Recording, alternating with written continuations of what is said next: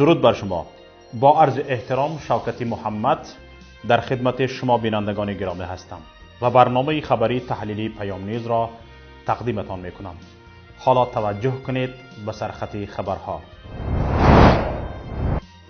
رستم هم از پی از نخایش رفت و از حساب دولت وارد بیزنسی بزرگ شد.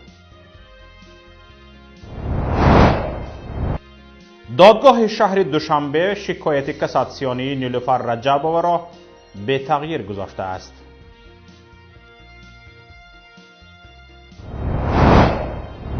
وزارت کارهای خارجه تاجیکستان به 4 کارمند رادیوی آزادی تنها برای نیم سال پروانه کار داد.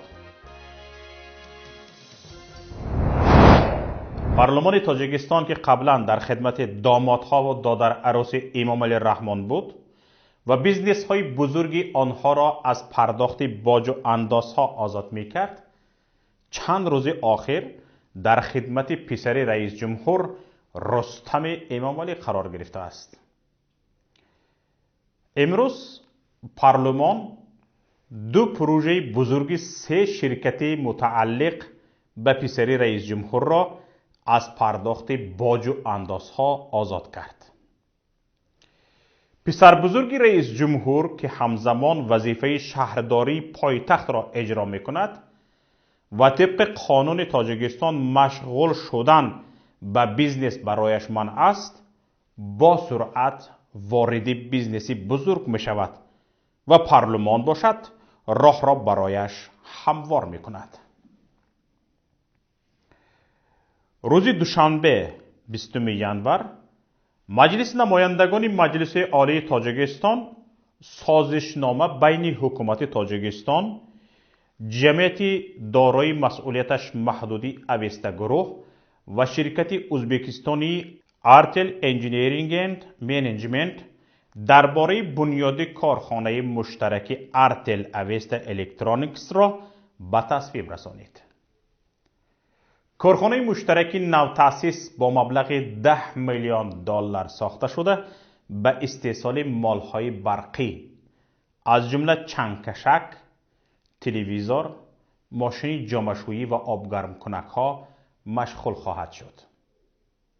امروز همگی با گذشت 2 روز پارلمان آرتل اویستا الکترونیکس را برای 5 سال از پرداخت انداز از ارزش علاوه شده، همچنین انداز از درآمد و باج‌های گمرکی آزاد کرد.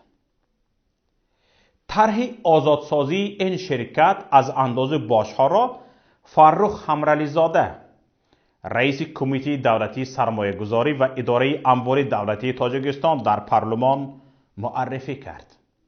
همچنین پلاته پایانی پارلمان تاجیکستان امروز سازشنامه سرمایه‌گذاری را بین حکومت تاجیکستان و کنسورسیوم سرمایه‌گذاران در هیئت جمعیت دارای مسئولیتش محدودی اویستا گروه، جمعیت سهامی کشاده تاجیک گیدرو الکترومنتاژ و جمعیت دارای مسئولیت محدودی دوشنبه سیتی درباره عملی کردن لایحه نظام خودکار نظارت و به حسابگیری نیروی برق در شهر دوشنبه تصدیق کرد. ضمن شرح مسئله به وکیلان رئیس کمیته دولتی سرمایه‌گذاری و اداره اموال دولتی خبر داد که 3 شرکت مذکور مدت 5 سال نزدیک نیت دارند لایحه نصب حساب کنک های برقی را که با اصول بیلینگی کار میکنند در شهر دوشنبه تطبیق سازند. ارزش عمومی لایحه 88 میلیون دلار را تشکیل داده، از جمله در دایره آن بیش از 250,000 عدد حساب کنک های نو برق خریده می شوند. عملی سازی لایحه سال جاری در ناحیه سینای پایتخت آغاز شده، ضمناً 95,000 عدد حساب کنک های نو برق نصب خواهند شد. در نوبت خود حکومت تاجیکستان در دوره عملی سازی لایحه سرمایه گذاران را از پرداخت انداز به ارزش علاوه شده انداز از فایده و باشهای گمرکی آزاد می کند و پارلمان از این همت حاتمانه حکومت یکدلانه جانبداری کرد. یعنی در یک جلسه وکیلان تاجیک دو پروژه بزرگی دو شرکت متعلق به رستم امامعلی را از پرداخت باج گمرکی و انداز آزاد کرد. هر سه شرکت جمعیت دارای مسئولیت محدود اوستا گروه، جمعیت سهامی کشاده تاجیک گیدرو الکترومنتاژ و جمعیت دارای مسئولیت محدود دوشنبه سیتی به برادران میرزایف ها که چند بیزنس در تاجیکستان از جمله واردات و فروش یک لخت دارواری را منپولی کرده اند تعلق دارد. خورشید میرزایف یکی از این برادران همصنف رستم امامعلی پسر رئیس جمهور و شهردار پایتخت می باشد. طبق اطلاع منابع رادیوی پیام در اصل 70% سهم در این شرکت چند ساحه‌ای به رستم امامعلی و تنها 30% آن به میرزایف تعلق دارد.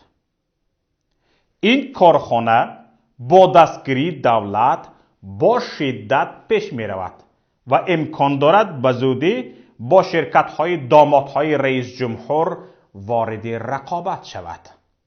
برای دریافت معلومات بیشتر درباره بیزنس ها و درآمدهای دیگری پسر رئیس جمهور در جستار سایت پیام نام رستم امامعلی را نویسید کفایه.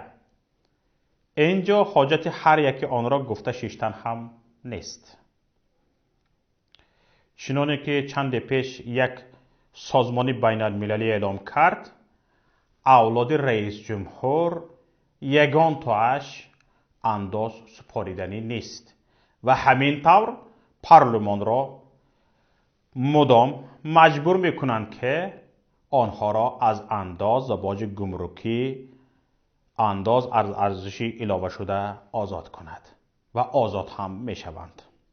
شهری بی دروازه.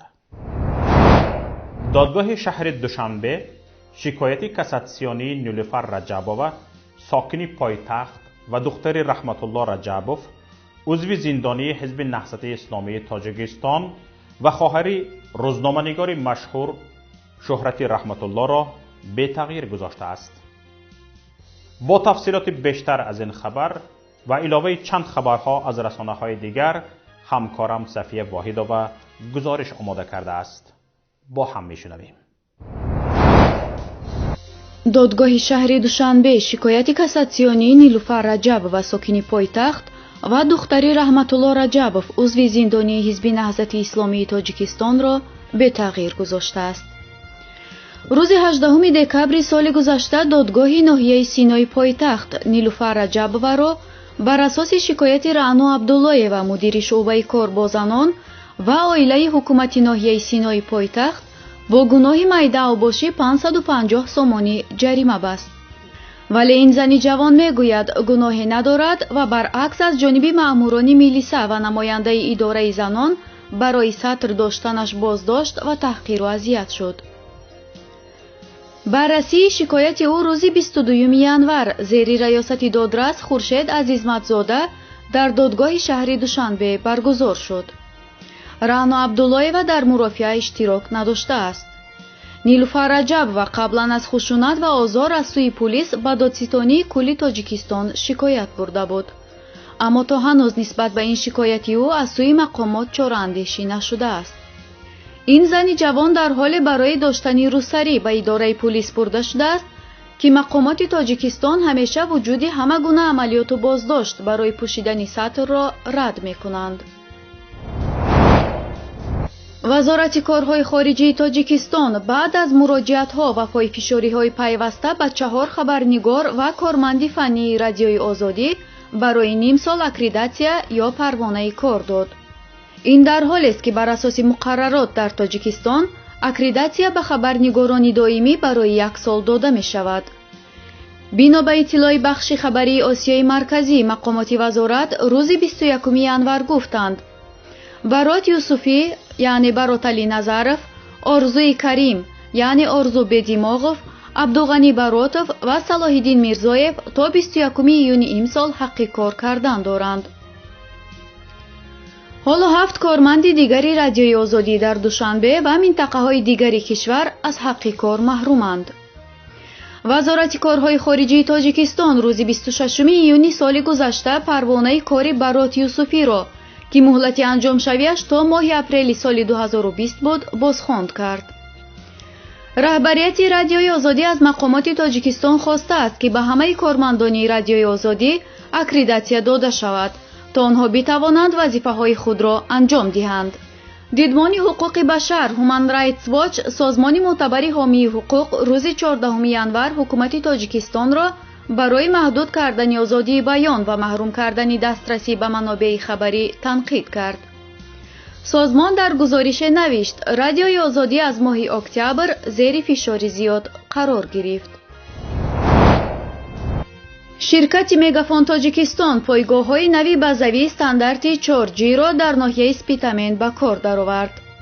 тибқи иттилои ширкат ба муштариён имкониятҳои нави рақамӣ хизматрасонии интернети мобилӣ бо суръатҳои то 40-50 мегабайт интернет дар як сония дастрас шуд ки ин аз суръатҳои муқаррарии шабакаи 3G 6-7 маротиба баландтар аст.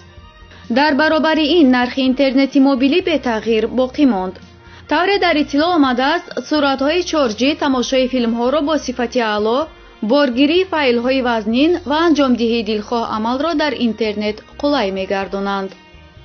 Далер Наимов, директори раёсати минтақавии ширкати Мегафон Тоҷикистон дар вилояти Суғд изҳор дошт: мо интернети бо суръаттарини мобилиро аллакай на танҳо дар шаҳрҳо, балки инчунин дар ҷамоатҳои минтақа низ пешниҳод менамоем. дар баробари ин сифати хизматрасонӣ ҳам дар ҳудудҳои кушода, ҳам дар дохили биноҳо хеле хуб аст. барои истифода аз суръатҳои баландтарини интернет дастгоҳи мобилӣ бо дастгирии технологияи 4G зарур меояд. харидории онҳо бо нархҳои дастрас дар идораҳои хизматрасонии ширкати Мегафон Тоҷикистон имконпазир аст. дар онҳо интихоби васеъи смартфонҳо ва роутерҳо ки метавонанд интернетро якбора ба 10 гаджети мобилӣ тақсим намоянд пешниҳод карда шудааст. ин эълони ширкати Мегафон дар ҳолест ки корбарон дар Тоҷикистон ҳамарӯза аз паст будани мавҷи интернет шикоят мекунанд ва мегӯянд аксари вақтҳо тамошои филмҳо ва боргирӣ аз интернет имконнопазир аст. اینجا به پایان برنامه رسیدیم. برنامه‌های دیگری ما را در شبکه‌های اجتماعی و پایگاه پیام نقطه پیگیری کنید. هر خبر و رویداد را شاهد شدید لطفاً به رقم 49 15 16 46 15 947 توسط پیام رسان‌های واتساپ، وایبر، ایما یا تلگرام فرستید. در پناه الله بمانید. خیر تا روز دیگر. السلام علیکم و رحمت الله.